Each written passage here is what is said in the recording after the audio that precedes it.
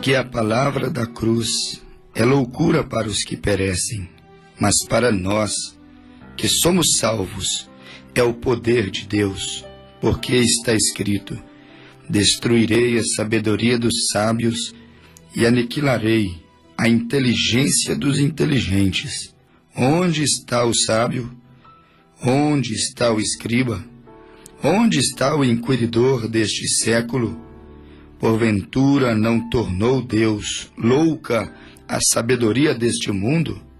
Visto como na sabedoria de Deus, o mundo não conheceu a Deus pela sua sabedoria, aprove a Deus salvar os crentes pela loucura da pregação.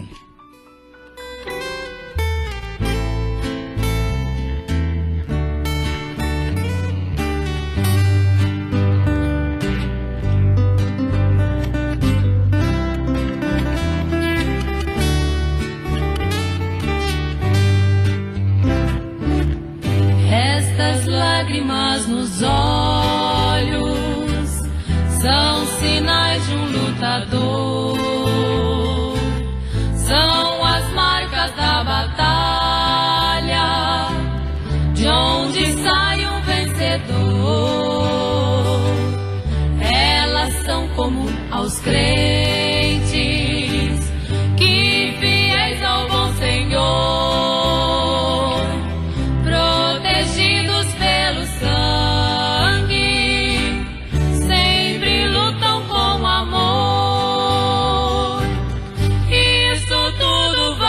pena, pois o céu já nos espera. Será um gozo triunfante contemplar Jesus ali. Estas lutas passageiras pelo sangue derramado será parte de um passado lá no céu jamais entrado, onde os salvos estarão.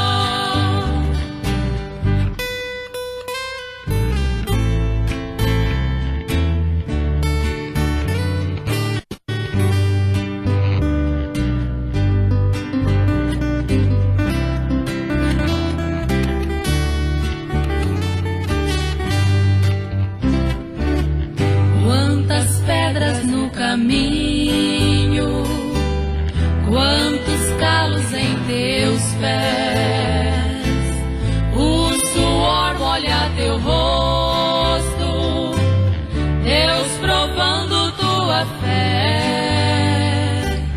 E estas lágrimas que caem, um dia não mais cairão.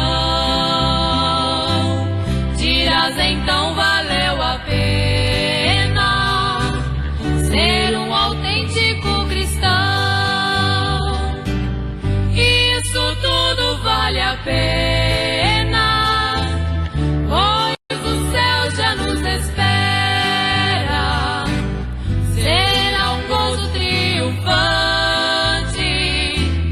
contemplar Jesus ali. Essas lutas passageiras pelo sangue derramado será parte de um passado lá no céu jamais entrado, onde os salvos estarão. Será parte de um passado lá no céu jamais entrado, onde os salvos estarão.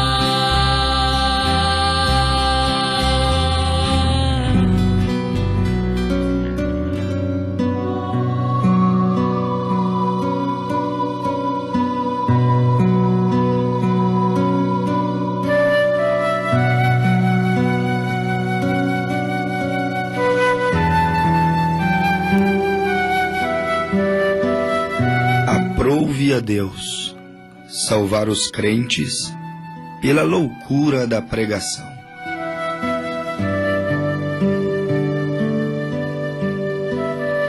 A sabedoria de Deus é uma loucura para o homem natural.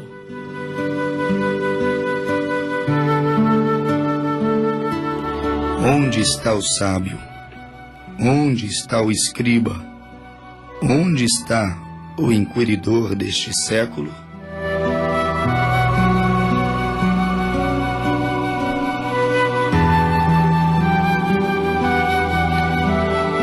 O Evangelho de Cristo vai na contramão do mundo.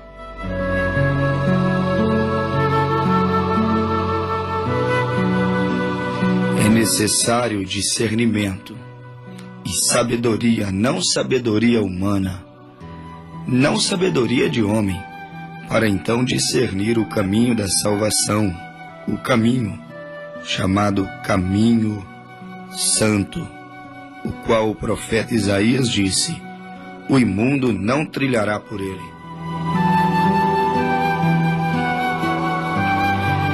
Meu amigo ouvinte, é necessário buscar a sabedoria de Deus, e não apenas a sabedoria dos homens, porque Paulo, nos escrevendo em 1 Coríntios capítulo 1, verso de número 18, ele disse que a palavra da cruz, que é uma palavra sábia, que é uma palavra onde há entendimento, a palavra da cruz, o evangelho da cruz, a mensagem da cruz é uma loucura. Porém, Paulo disse, para os que perecem, mas para os salvos, Paulo disse, aquilo é o poder de Deus, é a demonstração da virtude de Deus, aquilo é a vida de Deus, vindo para o pecador arrependido, e então fazendo-lhe viver uma nova vida, fazendo-lhe andar na contramão do mundo.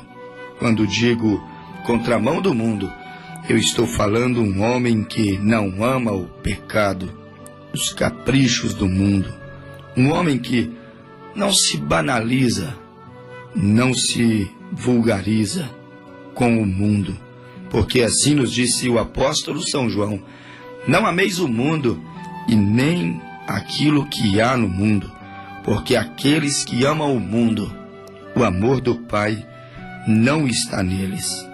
Mas a Bíblia diz, assim está escrito: destruirei a sabedoria do sábio e aniquilarei a inteligência dos inteligentes.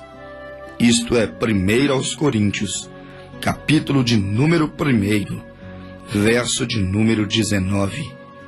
Deus disse: destruirei a sabedoria dos sábios e aniquilarei a inteligência dos inteligentes.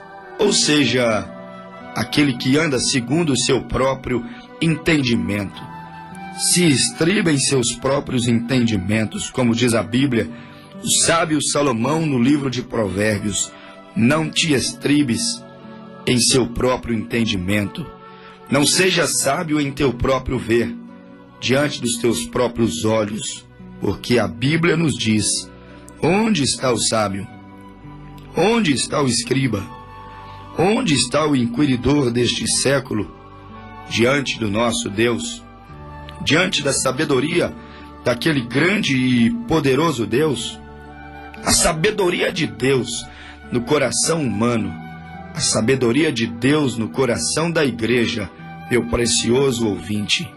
Leva a igreja, leva o jovem, leva aquele homem, aquela mulher a tomar uma decisão por Cristo, uma decisão que, diante dos homens, às vezes, diante da sociedade, diante da família, diante da religião organizada, diante do mundo natural, é uma decisão que parece loucura, parece ser uma decisão insensata, como parecia ser insensato a decisão, a atitude que Noé tomou nos seus dias.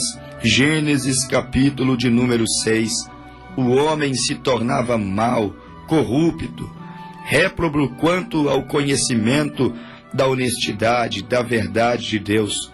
E então Deus divinamente avisou a Noé do dilúvio, e Noé então resolveu, Noé então aceitou a seguir, a se pautar, a conduzir a sua vida não pela sabedoria humana, mas pela sabedoria divina.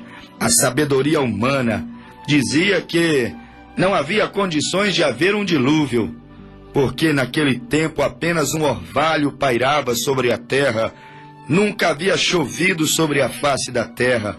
Naquele tempo não havia águas que estavam acumuladas nas nuvens. Eles tinham uma tecnologia avançada para não crer no dilúvio. Dizia, não há possibilidade de um dilúvio. A sabedoria humana, a sabedoria religiosa, a sabedoria científica, eles falharam, meu amigo ouvinte. Falharam em reconhecer que Noé não estava conduzindo a sua vida. E por que não dizer, Noé não estava conduzindo a sua família, a sua igreja, a sua mensagem, pautado por sabedoria e evidências humanas, mas Noé estava conduzindo sua vida e sua família, pautados pela sabedoria divina, ou seja, pautados por aquilo que Deus houvera dito. E o homem pensava ser mais sábio do que Deus. O homem pensava ser mais instruído do que Deus, sendo que Deus não precisa ser instruído por homem algum. Ele é a própria fonte de conhecimento, é a própria fonte de toda a sabedoria. Noé tomou uma decisão correta, mas juntamente com Noé, apenas sua esposa, seus 3 filhos e suas 3 noras, ou seja, 8 pessoas entraram naquela arca. Apenas 8 pessoas conheceram naquele dia e aceitaram a verdadeira sabedoria de Deus. Deus tão sábio que passou as medidas de uma arca para Noé. Deus tão sábio que conduziu os animais de 2 a 2 a entrarem na arca. Deus tão sábio, mas tão sábio, que ele mesmo selecionou a madeira que construiria a arca. Deus mesmo orientou que eles deveriam betumar a arca por dentro e por fora. O arquiteto daquela arca era Deus. A engenharia daquela arca era Deus.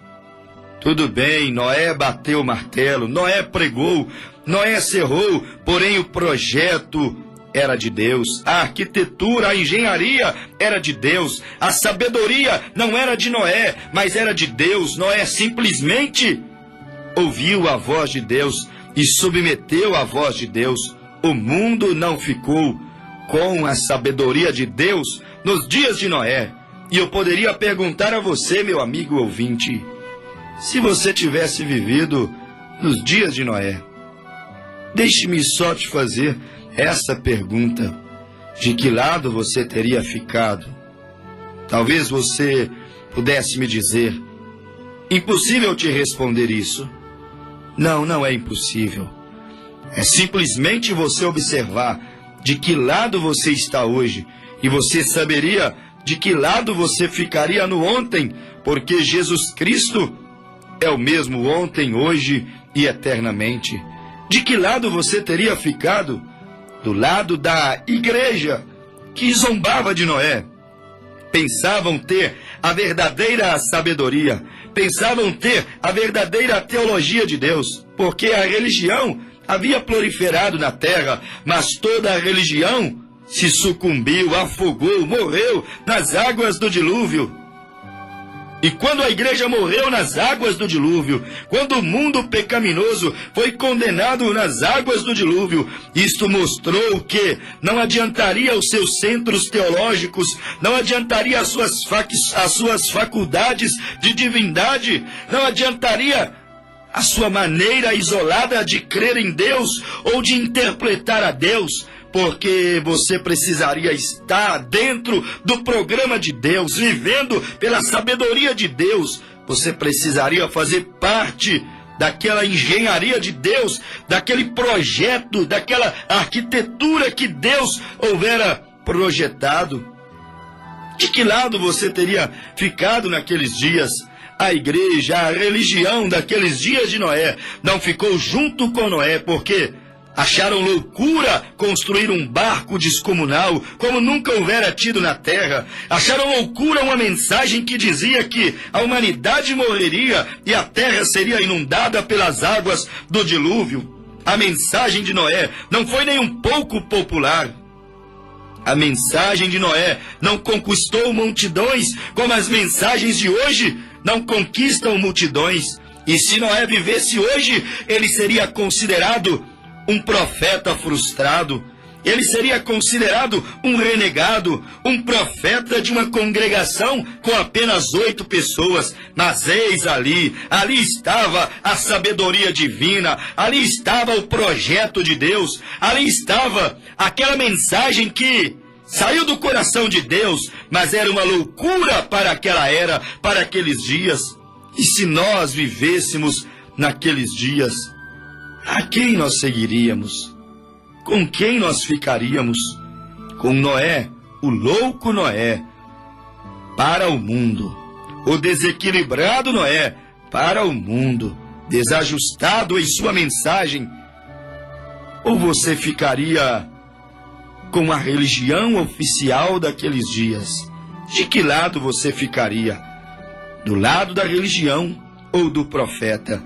Se tivéssemos vivido nos dias de Moisés, teríamos crido na mensagem de Moisés?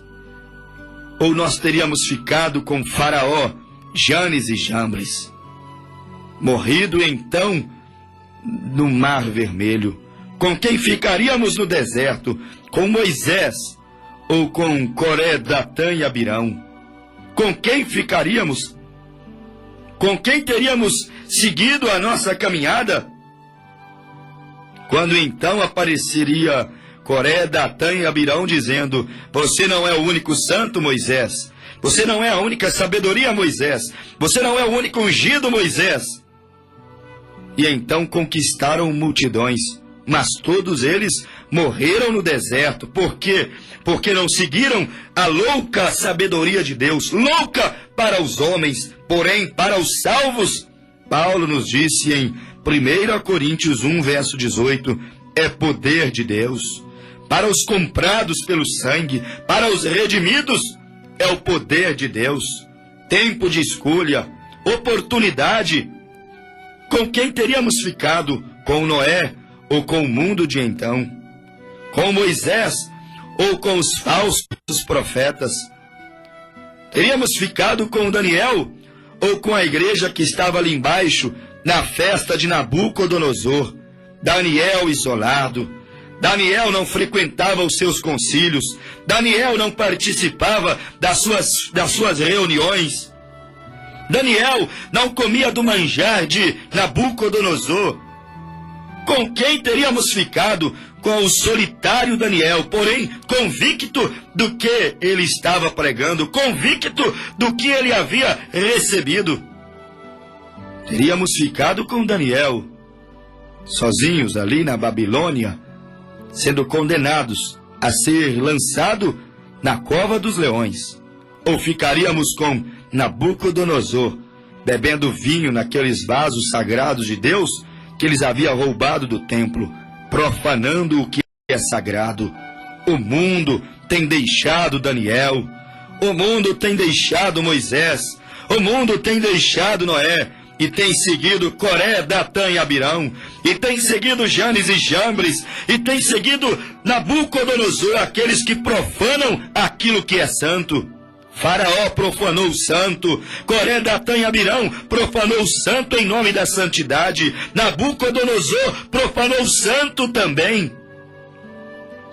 O santo tem sido profanado, o sagrado tem sido manchado. Com quem você seguiria, Daniel ou Nabucodonosor? Eles estavam com Nabucodonosor. Vê, meus amigos ouvintes, você teria ficado do lado de fora ou você teria ficado lá embaixo, naquele baile, naquela festa, naquele grande carnaval, naquele grande reavivamento de lascívia, reavivamento de pecado que Nabucodonosor fazia no templo, a ponto da mão escrever na parede: pesado fostes na balança e achado em falta fostes. Teria você ficado com o solitário, desesperado Elias? Ou teria você ficado com o popular pregador Acabe e a sua auxiliar pregadora Jezabel, profetisa, que introduzia a idolatria, o pecado e a sensualidade naquela igreja chamada Israel de Deus? Teria você ficado com Elias, aquele homem que se achava sozinho, chamado de velho maluco, um homem que perdeu a razão para o mundo, um homem que era louco para o mundo, mas era são para Deus, era tolo, era ultrapassado, era considerado semi-analfabeto para o mundo, porém estava cheio da sabedoria de Deus, que o homem, que o mundo, que a religião, que a sociedade refuta como loucura. Como os verdadeiros hoje são refutados como loucos, como ultrapassados, como legalistas, por pregar a santidade, por pregar a mensagem do arrependimento, por pregar aquela mensagem que prepara a igreja para o arrebatamento. Ficaria você com aquele velho maluco, Elias, homem que perdeu a razão, de pé lá em cima no monte, sua cabeça brilhando ali em cima ao sol, com uma vara torta em sua mão, os pássaros alimentando-o, levando... ele é maluco, corvos levando comida para ele. Ou você teria ficado com os sacerdotes e todos aqueles ali embaixo, com Jezabel? É momento de decisão. Com quem você teria ficado? Com o resto daquelas mulheres? Com Jezabéis modernas? Elias ali de pé, repreendendo-as e repreendendo-os. Elias era a voz que advertia, Elias era a voz da correção, Elias era a voz de Deus naqueles dias. Meus amigos ouvintes, com quem você tem ficado hoje? Revela com quem você teria ficado se vivesse naqueles dias. Se você não tem ficado com o que a Bíblia diz, ficado com o que Deus diz, isso mostra com quem você teria ficado nos dias de Noé. Não entraria na arca, talvez entraria em um Titanic moderno, luxuoso, mas que não foi Deus que mandou fazer. Mais vale entrar em uma arca que nem cheirava bem, em uma arca cheia de defeitos, em uma arca cheia de animais, em uma arca, uma igreja, uma mensagem com poucos membros como era a de Noé, porém ela era respaldada pela mensagem de Deus, ela era o assim diz o Senhor. Para qual parte você teria ido? Para onde levaria a sua esposa? Pense só. Simplesmente imagine-se a si mesmo neste programa de hoje, amigo ouvinte, vivendo naqueles dias, nos dias de Jesus. Você teria ficado com este rapaz que não tinha credenciais? Jesus não tinha credenciais de Anás e Caifás. Jesus não havia vindo de nenhum seminário. Ele não havia nascido de uma linhagem sacerdotal. Veio de uma virgem. Ele não tinha afiliações denominacionais. Eles disseram: de que escola você veio? Nós não temos em nossos registros aqui. Não vemos o seu diploma, não temos a sua credencial. Como você recebe esta sabedoria? Como você pode aprender, afinal, se nós não lhes ensinamos essas coisas? Por qual escola você veio? De qual faculdade? De qual cor denominacional? Ele não era nada disso, amigo. Jesus era interdenominacional. Ele não era denominacional. Jesus não era uma organização. Ele era um organismo. Ele era um corpo. Ele era Deus andando na terra. Ele era a própria sabedoria. Ele não era nada disso. Ele era a palavra que havia sido feito carne e estava andando entre os homens. Isso é corretíssimo, irmão. Você teria tomado qual lado? Fariseus, daquela moderna crença do velho, humilde velho sacerdote, que parecia ser tão gentil e amável. Você teria tomado a crença da organização? Não. Observe ao lado de quem você tem ficado hoje, e então você saberia ao lado de quem você ficaria naquele tempo, nos dias de Jesus. Quem você escolheria? Jesus Cristo ou Anás e Caifás? Jesus Cristo ou Barrabás?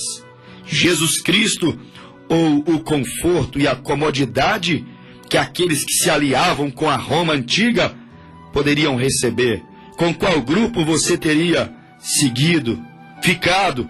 Você teria permanecido com a palavra quando você a tivesse visto vindicada e provada para você que ele era a própria palavra, a mensagem do dia? Ou você teria tomado a posição da igreja, como muitos tomou a posição da igreja? Agora simplesmente imagine a si mesmo neste dia de hoje. Você teria ficado com os apóstolos e com os profetas? Lembrando que os apóstolos e os profetas, eles simplesmente citavam o Velho Testamento. Foram inúmeras as citações do Novo Testamento. Meu precioso ouvinte, no Novo Testamento existe mais de 845 citações do Velho Testamento, porque os apóstolos baseavam-se na base do Velho Testamento. A mesma coisa somos nós hoje. Todas as nossas citações são bíblicas. Nossa base é a Bíblia. Nossa salvação é a Bíblia. Nossa santidade é a Bíblia. Nosso escudo é a Bíblia. Nossa organização é a Bíblia. Nossa denominação, se é que houvesse alguma, seria a Bíblia. Nosso concílio é a Bíblia. Os apóstolos basearam-se em Jesus e no Velho Testamento. Nós estamos baseados nos profetas e nos apóstolos. Efésios 2:20, edificados sobre o fundamento dos apóstolos e profetas, sendo ele mesmo, Cristo, a principal pedra angular. Efésios 2, verso de número 20. Com quem você ficará?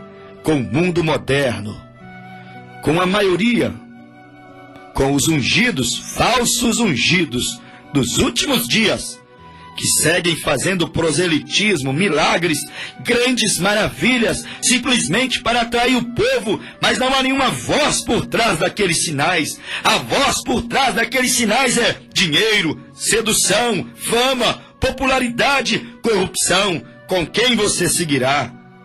Siga o simples sinal de Jesus Cristo. A arca de Noé era um simples sinal de Cristo e poucos o seguiram. A mensagem de Moisés, o cajado transformando em serpente, as mãos ficando leprosa, era o simples sinal de Deus e poucos entraram em Canaã por aquele sinal. Siga o simples sinal de Deus. João Batista, o simples sinal de que Cristo estava chegando, de que Cristo estava na terra, de a qualquer momento ele começaria a desenrolar o seu ministério. Mas poucos seguiram a João Batista, uma meia dúzia de pessoas seguiram o sinal de que a redenção estava ali, o perdão estava ali, o reino de Deus estava ali, o Calvário estava ali. E hoje, meu amigo e precioso ouvinte, que sinal você tem seguido? Eis aqui a mensagem do sétimo anjo. Mas nos dias da voz do sétimo anjo, quando tocar a sua trombeta, cumprir-se-á o segredo de Deus, como anunciou os seus servos os profetas. Eis aqui a mensagem de Elias, conforme o prometido em Malaquias capítulo de número 4, verso de número 5, o sábio profeta Malaquias diz, o último livro do Velho Testamento diz, eis que vos envio o profeta Elias, antes que venha o dia grande e terrível do Senhor. Este é o Elias que vem antes do grande e terrível dia. Lembrando, o grande e terrível dia é a grande tribulação, é o choro, é o ranger de dentes, é a terceira grande guerra mundial, é a terra, segundo São Pedro, disse em sua carta, capítulo 3, verso 10, em fogo ardente se desfazendo. Mas antes, agora mesmo, hoje, Deus enviou o profeta Elias, a voz que clama, mais uma vez, a mensagem que está conclamando o povo de Deus a vir ao arrependimento, a mensagem dos últimos dias, a mensagem da restauração. Mateus 17:11, Elias virá primeiro e restaurará todas as coisas. Com quem tu ficarias? Com Noé ou com a igreja? com Moisés ou com Janes e Jambres, com Elias ou com Acabe e Jezabel, com João Batista ou com os sacerdotes do dia que mandaram cortar o seu pescoço, com Jesus Cristo ou com os fariseus e saduceus? Com quem você ficaria ou ficará hoje? Com as promessas que estão se cumprindo hoje diante dos nossos olhos. O ministério de Elias, Malaquias 4, verso 5. A voz da restauração, Mateus 17, 11. Atos 3, 21. A mensagem restauradora. Com quem você ficará hoje? Com o mundo de então, moderno, sedutor, mercenário, profano?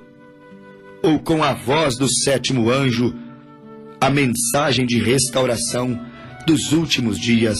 Reflita nisso, tome a decisão correta. E assim, Atos 2,38, arrependei-vos e cada um de vós, e sede batizados em nome de Jesus Cristo, para o perdão dos pecados, e recebereis o dom do Espírito Santo. Amém, Senhor.